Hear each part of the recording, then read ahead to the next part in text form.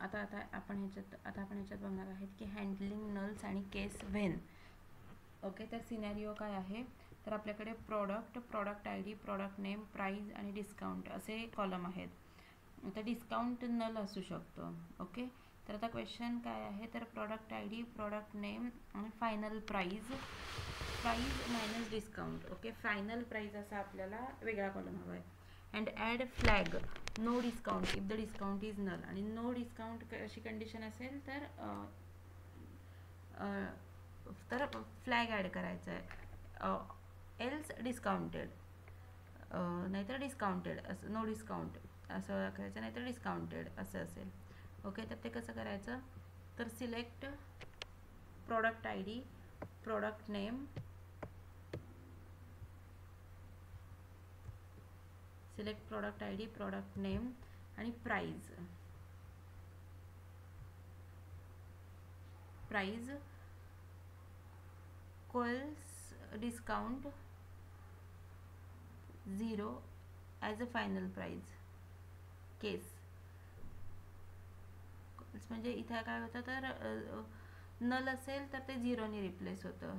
Okay, तर final price जी असेल ती minus discount, price minus discount आणि ॲज अ फायनल प्राईज म्हणून सेव्ह कर असं त्यांना असं आपण इथे सांगितलं आहे. ओके, आणि कोल्स वापरतो तेव्हा आपण काय होतं माहिती का, तर डिस्काउंट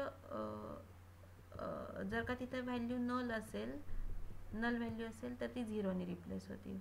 ठीक आहे, तर इथपर्यंत हे सिलेक्ट केलं. प्राईज मायनस डिस्काउंट म्हणजे आता आपल्याला फायनल प्राईज हा एक वेगळा कॉलम सिलेक्ट केला आहे आपण इथे. आता केस, आता पहिली case, when the discount is null then no discount. Case 1 काय आहे, डिस्काउंट हा नल असेल तर नो डिस्काउंट, आणि डिस्काउंट आणि जर का डिस्काउंट नल नसेल तर डिस्काउंट आहेच आहे ना, मग तर ते काय येणार, एल्स डिस्काउंटेड. ओके, आणि end as discount flag. Flag कधी हवा, add flag no discount if discount is null. End as discount flag. कसं एंड कर, तर डिस्काउंट फ्लॅगने एंड कर असं त्याला आपण सांगितलं आहे फ्रॉम प्रोडक्ट्स. ओके, तर आपण हे पूर्ण एकच केस कन्सिडर करू म्हणजे समजायला सोपं जाईल आपल्याला.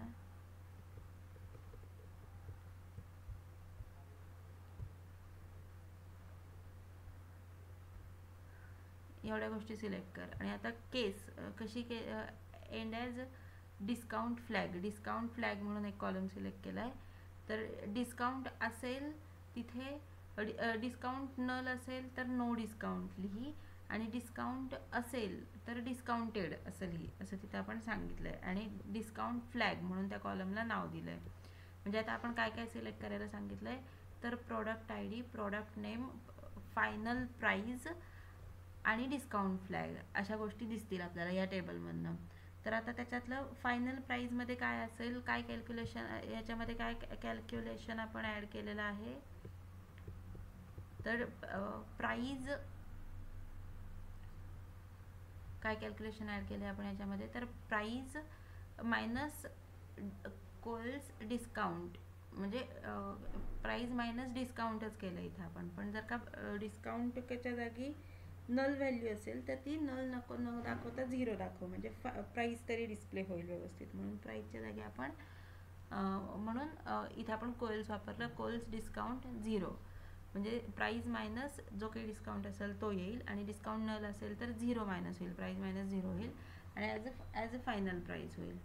ओके, त्याच्यानंतर काय केलं, आता केस पुढची. आता ही केस चे रिझल्ट कशामध्ये सेव्ह करायला सांगितले आहेत, end as a discount flag म्हणून सेव्ह करायला सांगितले आहेत. आता केस काय आहे, तर when discount is null then no discount and else discounted. काय केस आहे, when discount is null then no discount else discounted अशी केस आहे.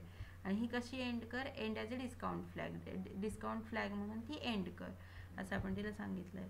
आणि हे सगळा डेटा कुठून घे तर फ्रॉम प्रोडक्ट्स या टेबलमधनं घे असं सांगितलं. ओके, कळालं?